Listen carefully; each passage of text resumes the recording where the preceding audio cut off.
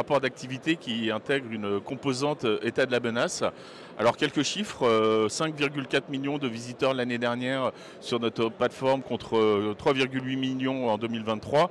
Principalement dû au fait que beaucoup de citoyens sont venus sur cybermalveillance.gouv.fr pour prendre de l'information suite aux fuites massives de données qui avaient eu lieu en 2024. Sur un public professionnel, on le trouve aussi l'hameçonnage en première menace.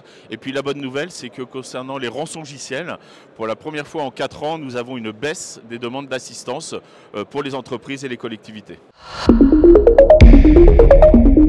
On peut imaginer que l'évolution du contexte géopolitique fasse que nous ayons de moins en moins d'amis, mais peut-être de plus en plus d'ennemis, alors surtout d'un point de vue économique. Et donc il faut tous qu'au niveau national et au niveau européen, on puisse renforcer notre vigilance et donc mettre en place des actions de prévention face aux risques cyber. Il est fondamental d'être présent pour nous au FIC parce que nous rencontrons notre premier cercle, les gens de la cybersécurité, mais pas que.